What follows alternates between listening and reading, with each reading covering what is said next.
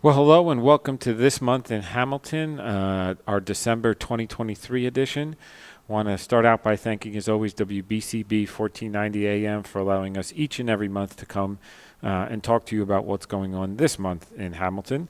Want to also start out by thanking our sponsors, Capital Health System, Angelo Onifrey in the Mercer County Prosecutor's Office, Haldeman Ford-Subaru, Saul Funeral Homes, and Amaya's Italian Eatery on Nottingham Way. Happy to have Amaya's as a new sponsor for our show moving forward, and they're located there right by Assemblyman Dan Benson's office by Nottingham Tavern if you haven't been there yet.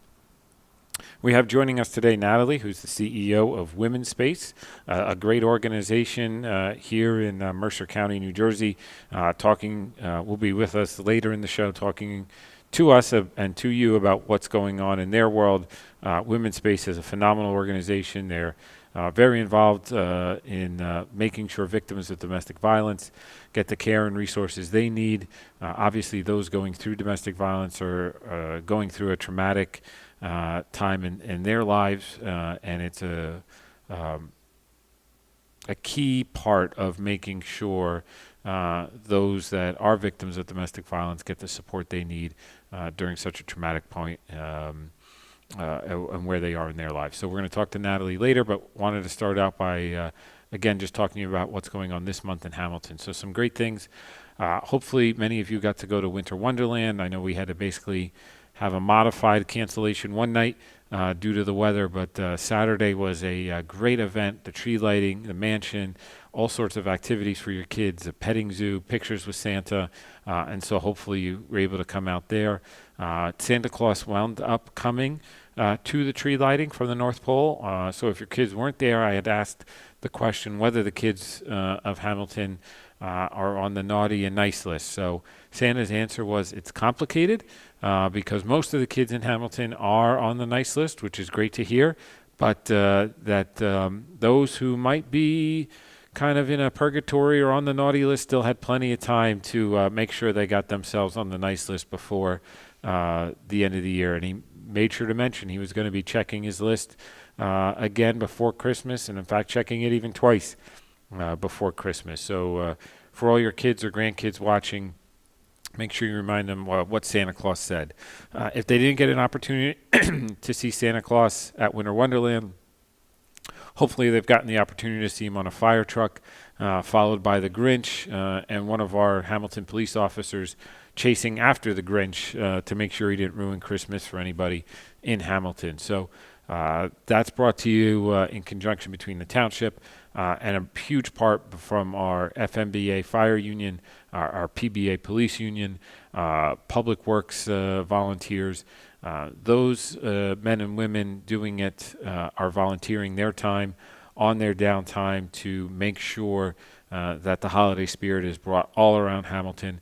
They have been working, as you can tell, a lot of time and effort went in to make sure they're turn-by-turn directions, trying to make sure everybody knows when they might be in their neighborhood each night, doing a tracker system so that not only you can prep your kids for bath time or dinner, right, but if you have a loved one in the house, whether person or animal, who gets freaked out by some of those loud sirens, that you can figure out and time things so you can get them out of the house before Santa and the Grinch come as well. So a big kudos to all those who've been volunteering to make it happen.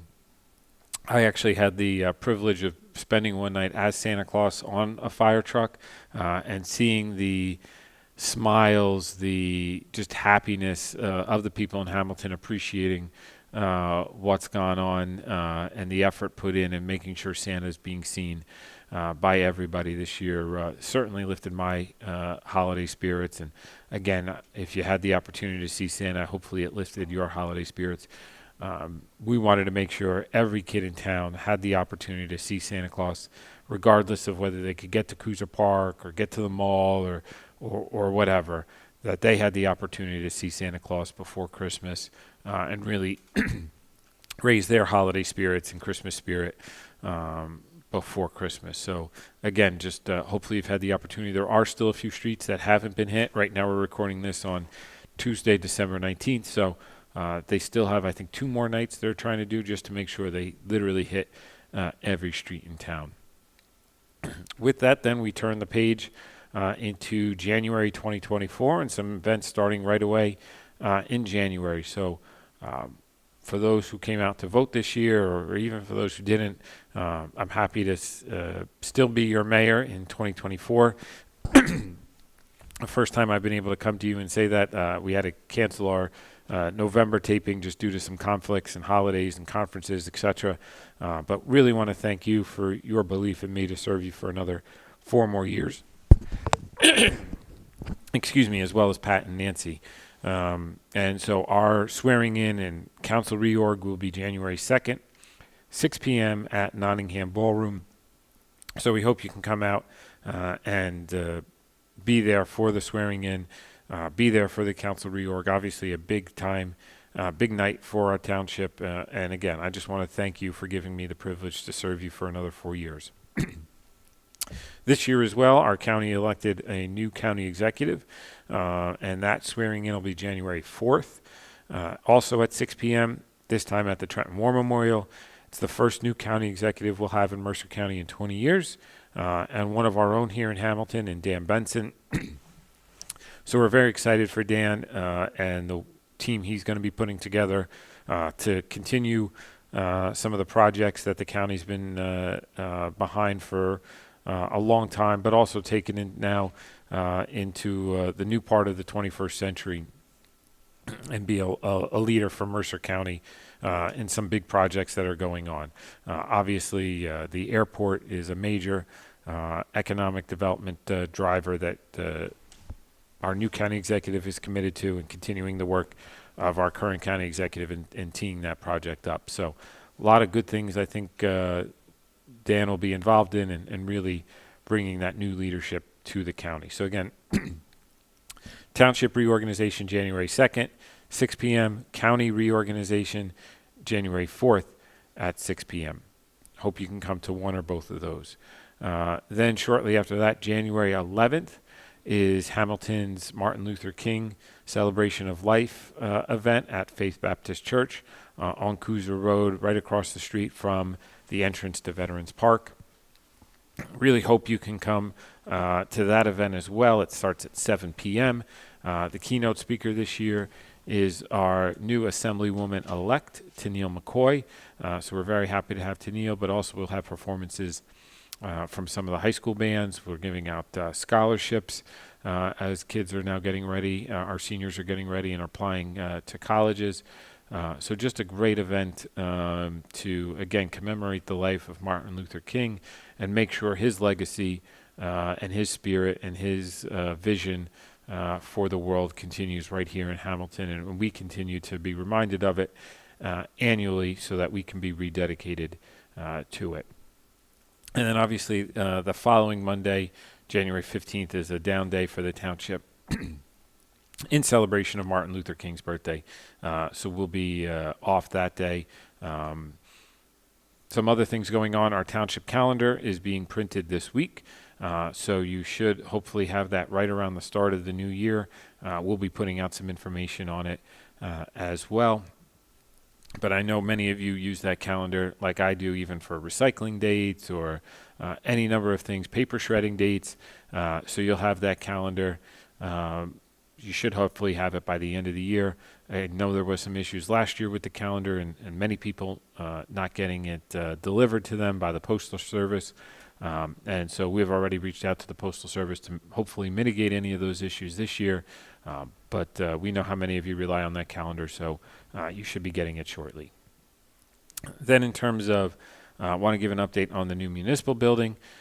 We're down to details now of things like paint color and carpet color and those kinds of things. And so we're looking to hold a public forum probably mid to late January, so we can present to you what the design is, some images, both interior, exterior, and give you the information and get your feedback. We held a listening session this summer on some of the things people wanted to see. One of the big things people wanted to see was a community space or community room, something where you could have choir concerts and band concerts and art displays, things like that. So we've really taken that to heart and are trying to design a room that can be for all of those things, but also be, again, for your council meetings, your planning board meetings, your school board meetings.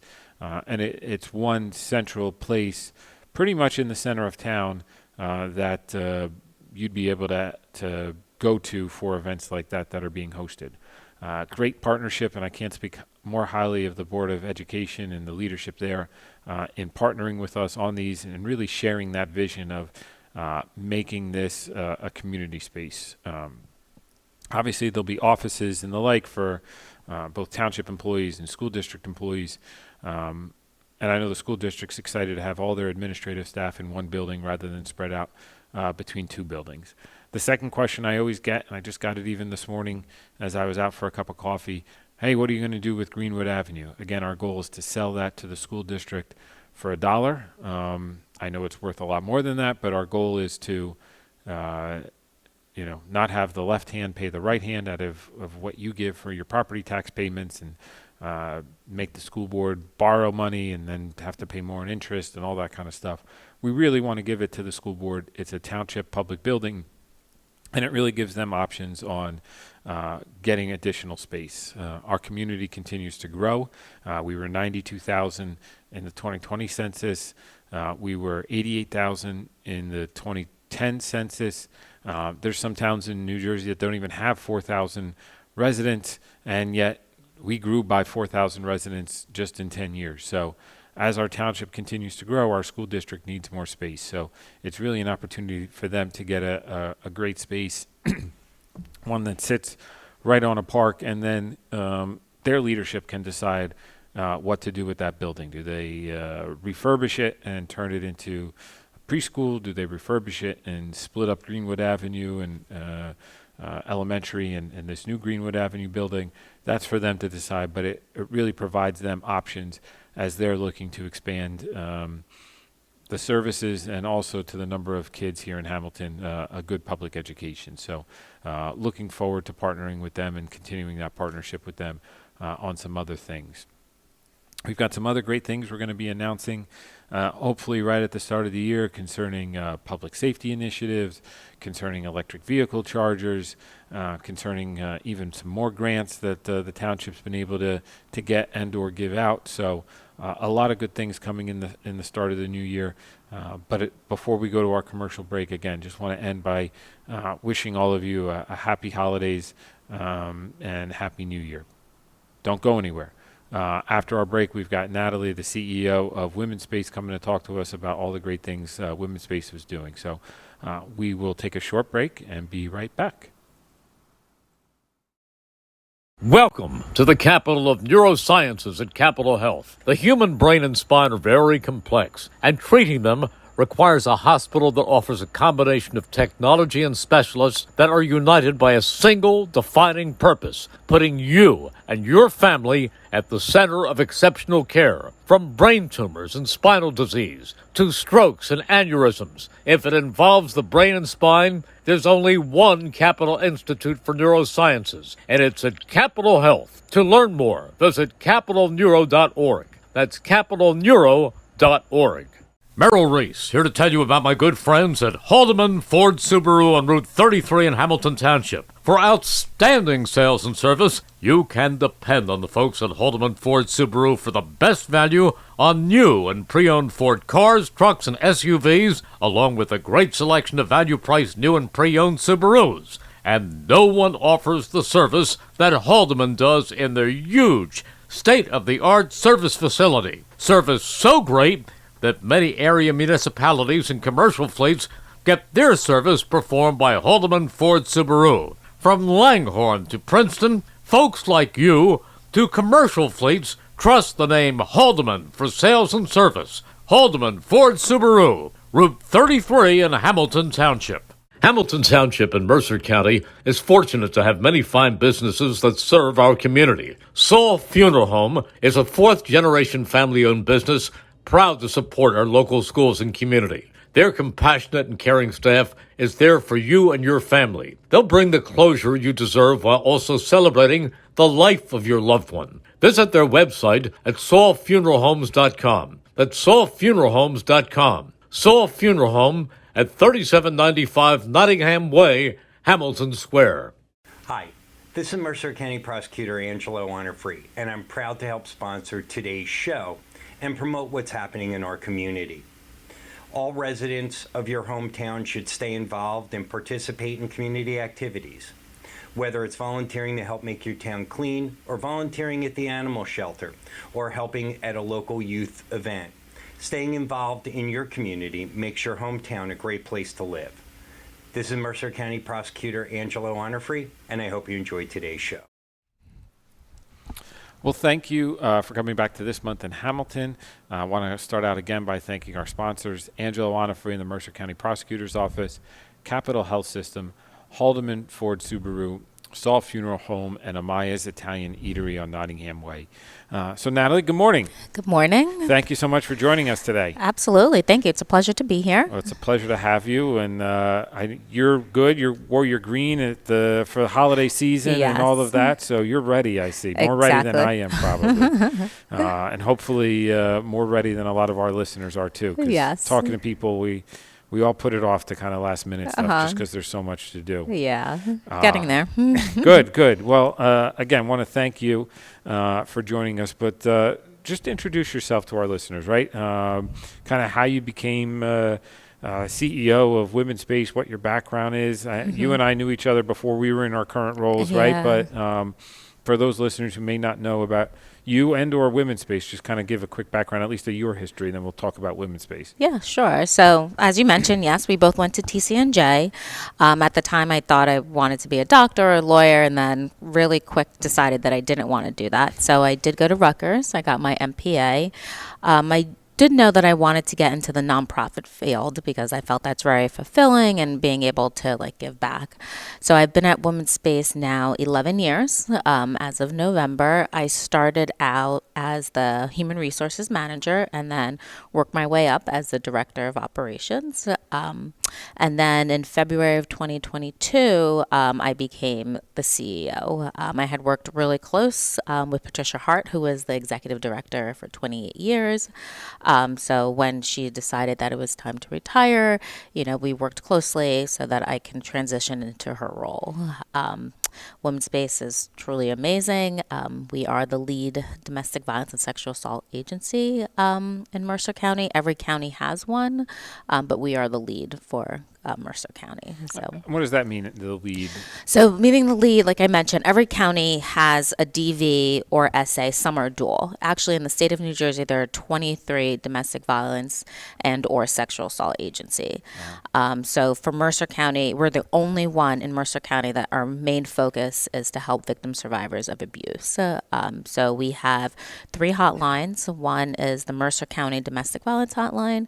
The other is the Sexual Assault Violence Hotline. And then finally, it's the statewide hotline for New Jersey. So if anybody calls the statewide, it all comes into our emergency services, and then we provide the resources that they need. Oh, wow. So just going a little bit before we get too into Womanspace, right, about your background, but a long time executive director that you're taking over for, that must have been kind of daunting and nerve-wracking and exciting all at the same time. Yes, because I definitely had big shoes to fill, because in her time, she has made many changes. The agency has grown. Like when the agency started, our shelter opened in 1978, but in 1977, a group of women, one being the Mercer County freeholder, Barbara Boggs, saw that there was a need for a domestic violence agency in Mercer County. Believe it or not, they were taking DV victim survivors to their own house until they were able to secure funding.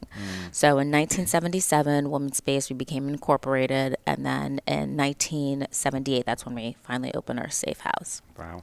And then since that time, under Pat Hart, she started our response team, which I'll talk about it a little bit later. Like in 1998 was our domestic violence response team. And then again in 2002 started a sexual assault. She also started our bilingual services, our deaf advocacy. So I definitely had big shoes to fill. I still have big shoes to fill, because unfortunately, like the agency is just evolving and there's so much of a need for domestic violence and sexual assault. I always say that I'll never be out of a job, unfortunately, because there's such a need. But because I worked so closely with her, it was tough, but it was easier to transition as well, because especially since I did a lot of like the operational stuff. So I was already aware of all of that, but as a CO, then I just became more involved with like kind of like the day to day with our safe house, as well as our counseling, our response team, and our transitional housing. So take me through, somebody becomes a victim or is a victim of domestic violence or sexual assault, right? Presumably you get notified once they report it to a law enforcement agency. Yeah, so if a call comes in, there's two ways we would get a call. It would be either from the police department or from our hotline. The police department, if a police officer is at a home, they will call Womanspace. So one of our advocates will go and meet them at the police department and talk about all of the resources that we provide, any kind of questions, and really just be there for support. Just listen to them, empower them, because that's our main goal at Womanspace, is to empower all of our victims and survivors. If it comes through our hotline, also either for DV or SA, the same thing. Our response team, they're activated, and then they go and meet the victim survivor either at the police department or at the hospital. We also have clients come in to our office in Lawrenceville. That's kind of the face of Womanspace, where we have our administration and counseling. So we'll have walk-ins come in, and then if somebody's in need, then we will connect them to our hotline so that they can assess them and then get them into our safe house. Now, where's the office in Lawrenceville? It's on Brunswick Avenue, right at the circle across from the Lottery Commission. Yep. Most people don't even know we're there, but because if you go around the circle fast enough, you won't even see it. But we've been there since 2011, when the counseling and administration office was together. Originally, our counseling office was just up the street at 1860 in Brunswick, and then our admin was in Trenton, and then back in 2011, we combined. But now we're we're popping from the seams. Space is very limited, so probably in a couple of years we'll move to a bigger space. Okay. So again, right, that unfortunate thing that you have to grow to meet the need of the community. yes, right? exactly. But you talked about getting a lot of referrals from police officers, right? Responding police officers. You have to develop those partnerships and the education, right, before you can even, because how else would an officer know necessarily to call or reach out, right? Yes, exactly. So we partner with all 13 municipalities. Under one of our board members, Chief Bill Spain, retired Chief Spain, he really helped make that connection. Even when I transitioned into like the new CEO, I went with him to all of the police departments so they knew who I was. So if I had an issue, so that I could call them, and thankfully I haven't had an issue, but that partnership is really vital to make sure that we help our victim survivors. So if there's any type of issue, they call us, we're there. We've actually, this past year, we trained over 300 police officers. Wow. Because there's been a lot of turnover. There's also a lot of change. Historically, everyone just assumed that domestic violence was only women who are being abused, when it's not. It's everybody. So we did a lot of training on that with them as well. So now they've reached out to us. We have a schedule. It's live, so they know who to call when there's an issue. All of the police departments, they also have all of our resources, like palm cards, because sometimes when a police officer is at a home or they're with the victim survivor, they're not ready, to leave. Sure. Stats says it takes about 7 times before someone to leave. Mentally they probably left a long time ago, but physically it takes about 7 times for them to leave. So even if they don't want to talk to a Womanspace advocate, at least the police officers have our information. So it's like a small palm card that has our hotline, our counseling. So when they're comfortable, they can just give us a call. Now, in terms of then the people who are going out, are these employees, are these volunteers, are these licensed clinicians? I mean, So they're volunteered. So for you to become a response team advocate, you have to go through 60 hours of training. We do 2 trainings a year, one in the spring and the one in the fall. We have our upcoming one in March. And then and with the training, then we talk about like empathy, listening. We talk obviously about domestic violence, sexual violence. We also tour all of the facilities, so all of the police departments, all of the hospitals, because it's really important, vital, because your first call out could be in the middle of the night. Sure. So we want to make sure that you're comfortable with it, and like I said, their main goal as an advocate is just to be compassionate and then to help them, if they have information about temporary restraining order or final restraining order. We also do have an advocate at court, but our advocates at that time, they're just there with them for the moment of crisis and to kind of guide them and give them all the information that they need. Like I said, sometimes even after they will meet a Womanspace advocate, they still are not ready to leave, but at least they have the resources, and if they are and if they are fleeing a domestic violence situation, then we try to get them into our safe house. So what's the safe house? So our safe house, it's at a confidential location. We currently can have 25 clients. Oh, wow. So 8 parents and then 17 kids. When a client comes into our safe house, we tell them not to bring anything besides like important documentation that they might need or their license. And when a client comes in, we do case management with them. We see what is the need that they need. If they some need jobs, some school, so we just provide them, whatever that needs. Most clients stay with us approximately 4 to 6 weeks. Every situation is different. Some is more, some is less. But the goal is by the 6 weeks is to get them into something a little bit more permanent, which could be either going to another family member, relocating out of state, or being able to get a home, temporary home. So with the safe house, if they're only grabbing their license and maybe their passport and a credit card, right? I mean, it's a lot of support then besides just counseling that's going into that. Yes, exactly. And we're very, very fortunate with the community because we really rely on a lot of donations. So like I said, they don't bring anything. So when they come in, we give them all the clothes that they need, like toys, everything, even food. Once a week or actually probably twice a week, we talk to them, we ask them what they want to eat. If they ask for lobster and steak, we give them lobster and steak, because we're just trying to make them comfortable, and it's their decision. We never tell them this is what you have to do, because it's a whole like power and control. They've been with an abuser who is controlling them, so we're trying to get them their own power back now. But everything is all from the donations. Like right now is holiday. I was just talking to our director at the safe house, and she was saying that we have 5 past clients who are coming in to do Christmas shopping, where they can get clothes or shoes for their kids. We even provide wrapping paper, bows, and whatever they need. And with the shopping, we don't just provide for current clients, we also provide for past clients as well to come in. Wow. So we're very, very fortunate. Even gift cards for Thanksgiving. Historically, we've made baskets for them with whatever they needed. And then this year, we're like, you know what? A lot of our clients, they want to feel like so-called normal. They want to be able to get what they want, instead of a basket. So we were able, because of our community, we were able to give out gift cards to all of our clients, our current clients as well as our existing clients. So we helped, I believe it was 195 families for Thanksgiving. That's awesome. You talked about kids, right? So that's a whole bigger discussion, right? And we've got to take a break soon, but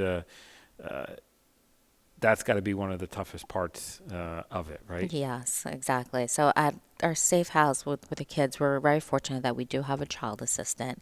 So if she helps either with like homework or doing activities with them or playing, because we really want things to be normal for them. We also have Santa that's coming in on Thursday that's going to be bringing like just putting Christmas a pitch present. in. I play a great Santa Claus. I got a little complaint that I'm a little too skinny, but I've got some cookies nearby. I'll try to work on that. That's good to know. And they're really looking forward to it. They make a list of what they need, and then Santa's going to be coming in on Thursday to our transitional housing as well as our safe house with their presents. So awesome. Well, I want to talk a little bit more about the kids, and I know there's still a lot more we have to talk about, but I got to take a quick commercial break here. Okay. And when we come back, we'll continue talking with Nathalie about all the great things that Womanspace is providing. Merrill Reese, here to tell you about my good friends at Haldeman Ford-Subaru on Route 33 in Hamilton Township. For outstanding sales and service, you can depend on the folks at Haldeman Ford-Subaru for the best value on new and pre-owned Ford cars, trucks, and SUVs, along with a great selection of value-priced new and pre-owned Subarus. And no one offers the service that Haldeman does in their huge state-of-the-art service facility. Service so great that many area municipalities and commercial fleets get their service performed by Haldeman Ford-Subaru. From Langhorne to Princeton, folks like you to commercial fleets trust the name Haldeman for sales and service. Haldeman Ford-Subaru, Route 33 in Hamilton Township. Hamilton Township in Mercer County is fortunate to have many fine businesses that serve our community. Saul Funeral Home is a fourth-generation family-owned business proud to support our local schools and community.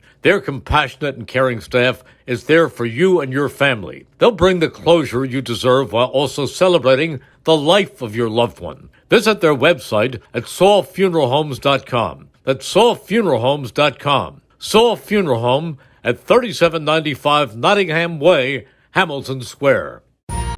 Capital Health's primary care network continues to grow, bringing its extensive option of locations to your neighborhood. Whether you're scheduling a wellness checkup or not feeling well, advanced medicine starts with a Capital Health primary care doctor at locations near you in Mercer, Bucks, and Burlington counties. To find a Capital Health primary care location that's convenient for you, visit capitalmedicalgroup.org. That's capitalmedicalgroup.org.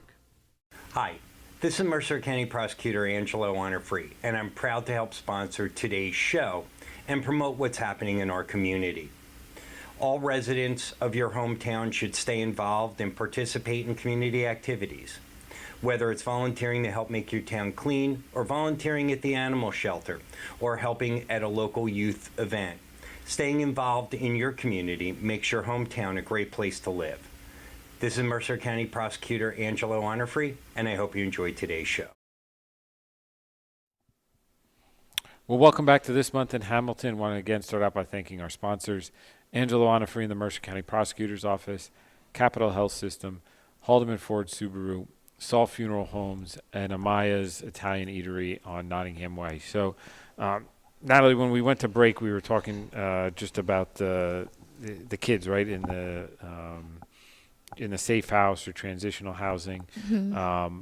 But I want to back up a second, right? There's sometimes stigmas or stereotypes on people who are going through domestic violence or sexual assault. But my guess is your clients are from all nationalities, all socioeconomic backgrounds, mm-hmm. right? All over the county. It's not just one town or one community or mm-hmm. anything like that, right? Yes. And especially since we do run the statewide hotline, so sometimes we do get clients who are out of county. But we're very fortunate that we do have bilingual staff on board. We always have a Spanish-speaking person either at our counseling, our transitional, or at our safe house. So we're able to do that. And if we have somebody that doesn't speak Spanish or speaks another language, we have a language line. But as you said, we get all different clienteles. You know, it's not your average person who, you know, if it's an African American or poor, domestic violence does not discriminate. Mm-hmm. It can be anybody. We actually have a few clients who are wealthy, you know, which people Sure. don't expect that, but it's true. It does not discriminate. It can happen to like anybody. Because it's about power so much, is it, exactly. right? Absolutely. And, you know, in some ways, it's almost a great thing to have people then from different backgrounds, from different communities, right? All going through a shared experience together in the safe house to be uplifting and supportive, right? Yeah, exactly. And we're very fortunate. Our staff, too, like I have the most amazing staff, but our staff is very diverse, which is great because our clients are very diverse. So we make sure that we're able to assist everybody, and having a diverse staff is also making that the clients, when they come in, so that they're comfortable, you know, so not everybody looks like me or everybody looks like you. We're all diverse, which is really important.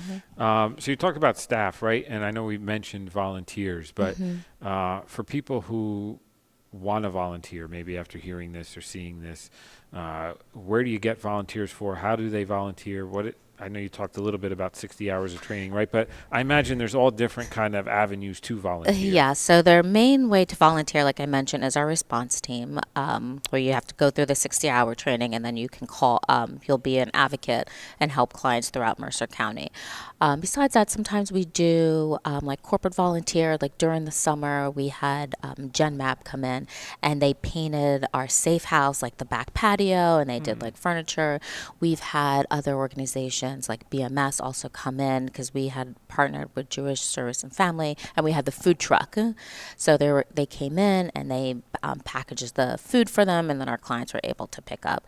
We also offer homeschooling, so we would have people can volunteer from that, and then from time to time we'll also have volunteers from like schools help sort our donations. Like I said earlier, we're very, very fortunate that we do get a lot of donations. So we always need help like sorting it. And that's why we only take new donations. Sometimes people are like, oh, if your clients are in need, why don't you take used things? I was like, first of all, why should somebody take something used? We only want to give them new, and our space is limited, and we have an abundance. And clients, or I'm sorry, the community, they're willing to give us brand new things as well. So people who are willing to donate, what kind of donations are you taking? Like, I'm sure it runs the gamut from all sorts of things if they're coming with nothing. Yes, absolutely. So we do have our wish list on our website, so we could always use food, because food is expensive, food, clothing, and gift cards. We're really pushing a lot for the gift cards so that our clients feel more empowered and that they can go out and get what they need. If they do not have transportation, we will provide transportation for them. If it's either Uber or Lyft, or we also have vans at both our facility that we can take them. So that's always helpful. Monetary donations too, as a nonprofit, that definitely helps. So we're very fortunate that we do get government funding, but individual donations as well really help us, because with the government funding, it's very restricted to the programs and certain things. But when we get donations from our individual, it's unrestricted, so we can use it on what is needed at the time. And do they bring those to the Lawrenceville location? Yeah, so they can either make a donation on our website, or they can stop by at our Lawrenceville location as well. Okay. So, awesome. And in terms of volunteers, I mean, you talked about prior clients, right? I'm sure you have prior clients who, volunteer and now pay it forward, or pay it backwards. I don't know how you'd phrase it, right? Yes. But want to continue helping the next person get the support they needed, just like they got the support too. Exactly. So we have like past clients, either they will come in and talk to our current clients, like talk about what they've been through, or talk about Womanspace services, or also at a transitional group. We have group every other week, so sometimes we'll have like past clients come in and meet with the current clients at our transitional housing. Last month we had our Communities of Light, which it was 2 nights this year, December 3rd and 4th, where we light Mercer County to raise awareness. And we had a few clients actually speak at different municipalities of how like Womanspace like helped them and talk about like their journey, how there's hope and how they're just so grateful for us. So you guys are a light in the darkness for so many. Yes, absolutely. And just so that people know, especially our victim survivors, that they're not alone. And also raise awareness for people who don't know about domestic violence and sexual assault as well. And raise awareness for your organization, Exactly. right? I mean, so many people may know somebody going through a situation and don't know of organizations to help them or anything like that. It's true. And everybody knows somebody. I kid you not, every time I tell people like what I do, it's like, oh, I know so and so, or I knew somebody at work. Everyone knows someone, so it's really important to make sure that they know that we're here to help. So absolutely. Now, earlier we talked about involvement with the police, right? But you also have involvement, you said, with the courts. Yes. So what's that process? So we currently have 2 court advocates at family court, both Spanish speaking. So they're there to help all of our victim survivors navigate the legal system. Also help them if they have any questions about temporary restraining order or final restraining order. They help them all with that too. We also have somebody that goes into the municipal court right now in Hamilton, which is great. We're trying. Judge Santino's been a huge advocate. I know, he's like amazing. So we have somebody that goes to there. We're trying to get into Trenton Municipal Court, and then make our way into Lawrenceville. Like our goal, Patricia Hart has started, and I want to continue that, is to make sure that we are everywhere so that people know, if they need help, where to reach out to. So. And what you mentioned before, right? You never know when somebody's going to be ready for that help. Exactly. So, and sometimes, we had a past client who said she had called our office like 5 times, then finally the sixth time she called, and then she came in for group counseling, but didn't say anything, until she was ready. It's hard. And that's why we never tell any of our victim survivors that they need to leave. We never tell them what they need to do. It's us, we're here, we're a listening ear. You tell us what you need, and we'll help you. We'll help you heal, because that is our goal. So. Yeah, I mean, because almost a lot of times by reporting it, your life's going to be turned upside down. Yes, exactly. And that's why sometimes people are scared too, because either they're not ready financially. If they leave, they don't know what are they going to do.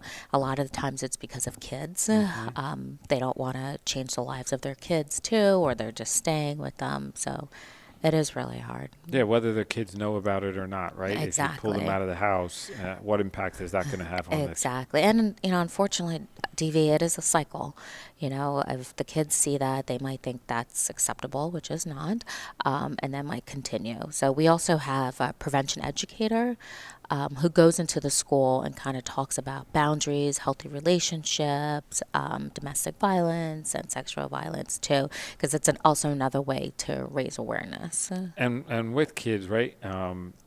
You've got to do it almost in a fun way for them sometimes too, Yes, right? I mean, exactly. depending on their age, right? I mean, it's hard to talk to a 6-7-year-old about it's not nice to hit others or something like that, right? But you've almost got to make it fun too. Yeah, exactly. So at our counseling service, we have a child specialist as well, where she does like play therapy with them, because we also have a playroom. So through that's how she's like interacting with them and like talking with them. Because you're right, it's different. A 4 or 5-year-old is not going to be able to express how they're feeling compared to a 16 or 17-year-old. So. I want to talk a little bit about confidentiality. I know you mentioned the safe house is a confidential address, right? The conversations, whether it's one-on-one, whether it's group, whether it's the adult, whether it's the kid, what confidentiality do those conversations have?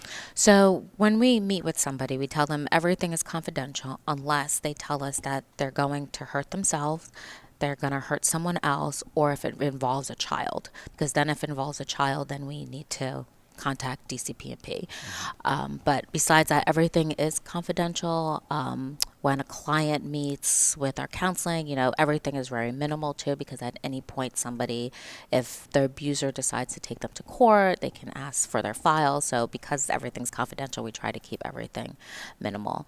At our safe house, once somebody comes in, they go through all the procedures and the confidentiality. And then once confidentiality has been breached, unfortunately, that's when we have to exit them. So with exit, we're not going to just throw them into a street. We just try and find a different location, because at that point, they're no longer safe, and they're also putting the other survivors at safe as well. And the same thing goes for our transitional housing. So our transitional housing, we have 6 apartments. It's not 24/7 like our safe house, because it's more independent living.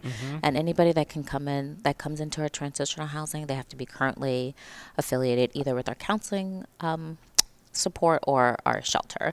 So then that program director meets with them and just ensures that they're a good fit, because again, it's not 24/7. They need to have like independent living, if they're trying to find a job, and have a plan. Sure. So what they're going to do. Awesome. So I want to take our break right here. Okay. And when we come back, we'll finish up talking more about Womanspace with Nathalie. Hi. This is Mercer County Prosecutor Angelo Honor-Free, and I'm proud to help sponsor today's show and promote what's happening in our community. All residents of your hometown should stay involved and participate in community activities, whether it's volunteering to help make your town clean, or volunteering at the animal shelter, or helping at a local youth event. Staying involved in your community makes your hometown a great place to live. This is Mercer County Prosecutor Angelo Honor-Free, and I hope you enjoyed today's show. Merrill Reese, here to tell you about my good friends at Haldeman, Ford-Subaru on Route 33 in Hamilton Township. For outstanding sales and service, you can depend on the folks at Haldeman Ford-Subaru for the best value on new and pre-owned Ford cars, trucks, and SUVs, along with a great selection of value-priced new and pre-owned Subarus. And no one offers the service that Haldeman does in their huge, state-of-the-art service facility. Service so great that many area municipalities and commercial fleets Get their service performed by Haldeman Ford-Subaru. From Langhorne to Princeton, folks like you to commercial fleets trust the name Haldeman for sales and service. Haldeman Ford-Subaru, Route 33 in Hamilton Township.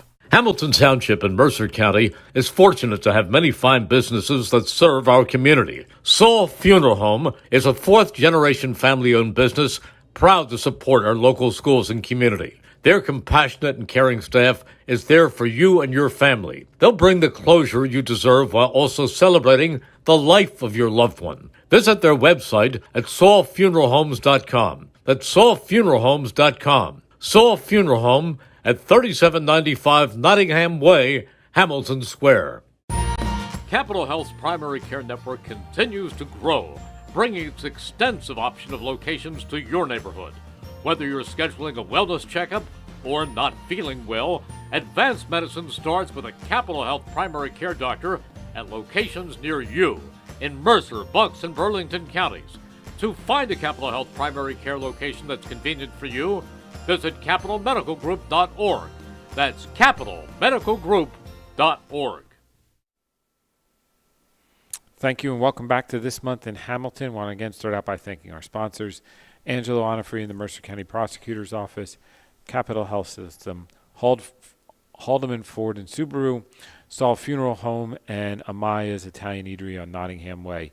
So now we talked a lot about the services, right? But give people an understanding of how many calls, how many clients, what the volume is. It's a county of 380,000 people, right? But unfortunately, as you said, you'll never be out of a job because there is a strong need. Yeah, absolutely. So annually, we serve about 11,000 clients a year. Wow. In the past 46 years, we've served over 410,000 clients. This last year, I believe we answered over 8,500 calls through our hotlines. Wow.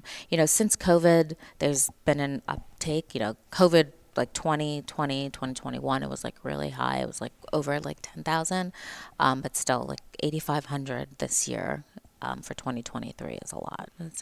So even coming out of COVID, obviously COVID, and we saw this here in Hamilton when I meet monthly with our police chief to go over our stats, right? And domestic violence just shot up because people were in their homes together, right? Yep.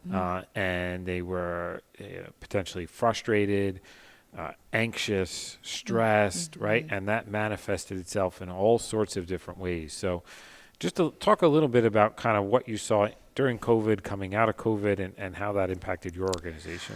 So before COVID, like I mentioned, our safe house, we can have 25. So it's 8 moms and then 17 kids.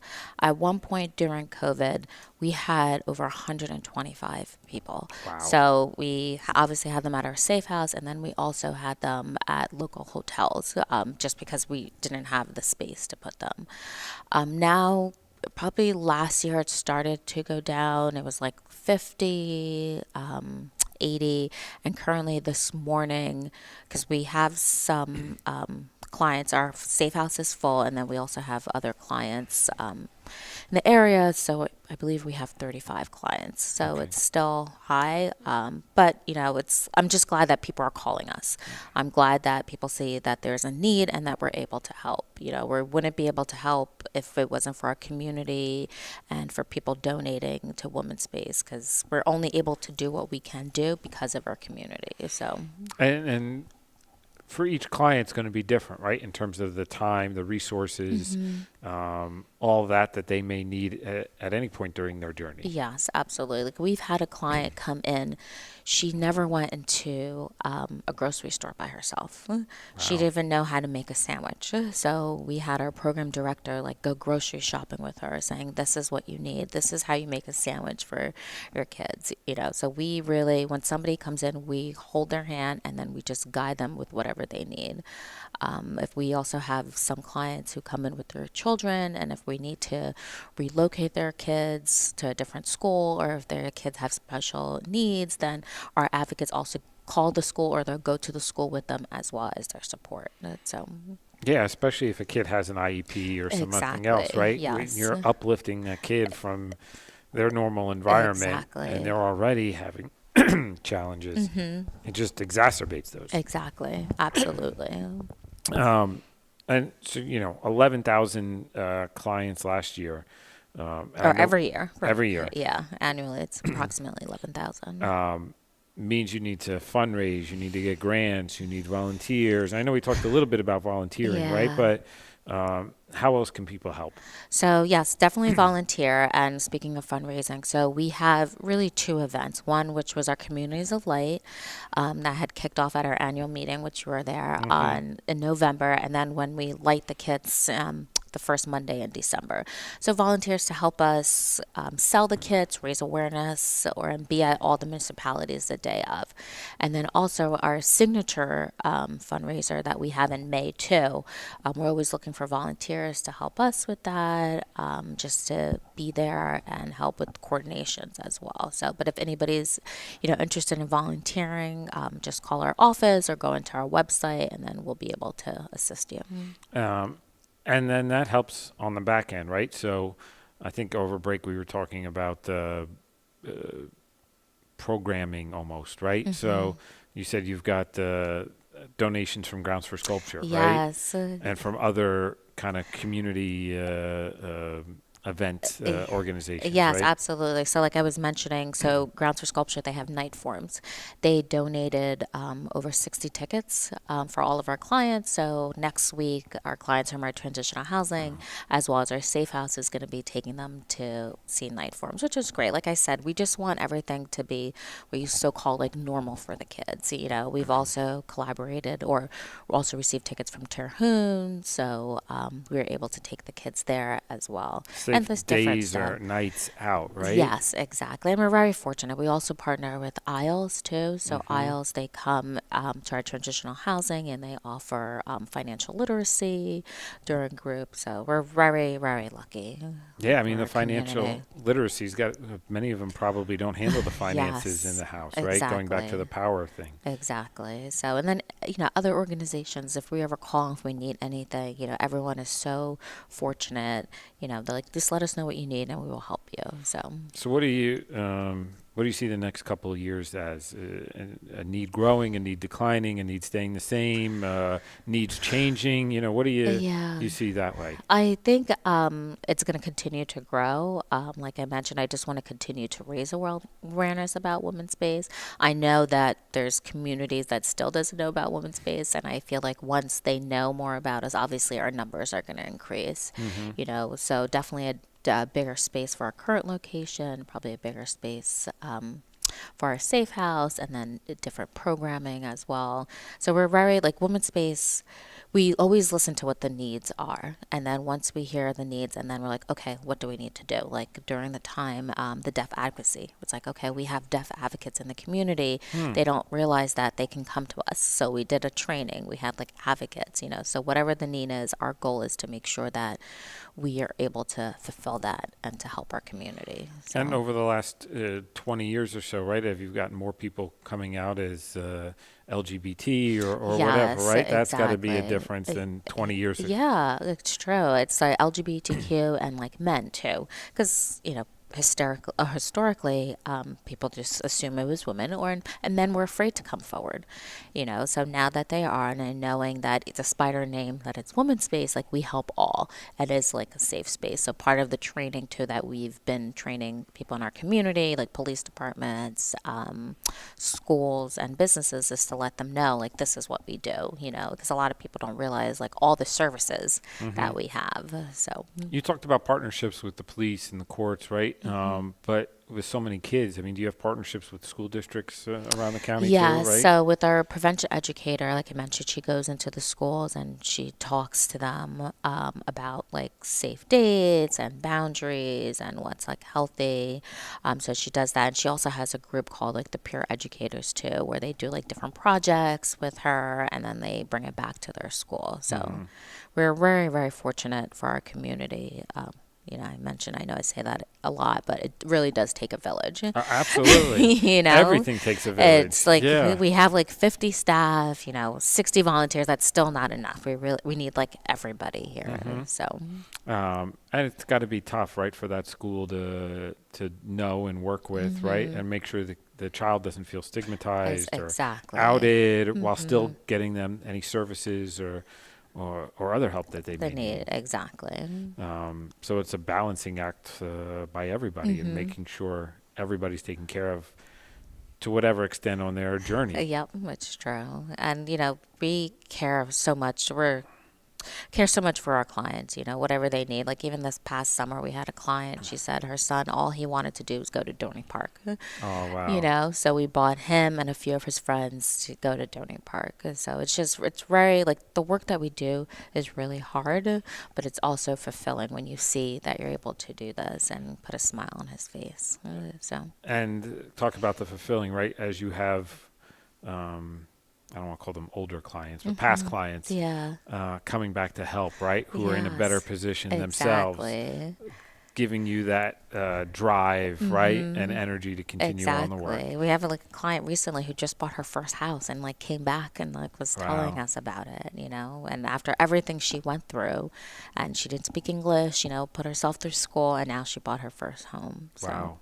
Those are the stories that keep you going, right? Exactly. Keep me doing the long hours. As you said, the calls can come in at 2 a.m, so they don't stop, right? Yes, absolutely. Yeah. Well, Nathalie, I really want to thank you, one, for coming here and talking to us today, but two, also just your leadership at Womanspace. We talked a little bit. You're coming off a long-term leader, and that's always a difficult place to kind of be, right, as you want to continue the good work, but then do some new things as well. Exactly. So I want to thank you for your service to the community and Womanspace and to the 11,000 plus, because we know there's more than 11,000 out there who need it, who may just not be partaking in the services you provide. So thank you very much. Thank you. Thank you so much. Yeah, and thank you for joining us today. Is there a website? Is there a phone number that you want to share? So if anybody needs any information, please visit our website, www.womanspace.org, or they can call our office at 609-394-0136, or if somebody is in need, they can call our hotline at 609-394-9000. And those, if they go on the website, I'm sure those phone numbers are there and everything like that absolutely. as well. Right? So thank you very much. Thank you for joining us again for this month in Hamilton, our December 2023 edition. We'll be back next month in January and hopefully have with us somebody from Spiesel, who's our architect for the new municipal building. Again, as I said, we're planning a public forum for sometime in January. But for those who can't make it, we want to make sure we have the opportunity to give a display and talk about the project here as well. So thank you very much. Again, have a great holiday, happy and healthy New Year, and we will see you next year in January 2024. And again, thank you very much for your support in this year's election.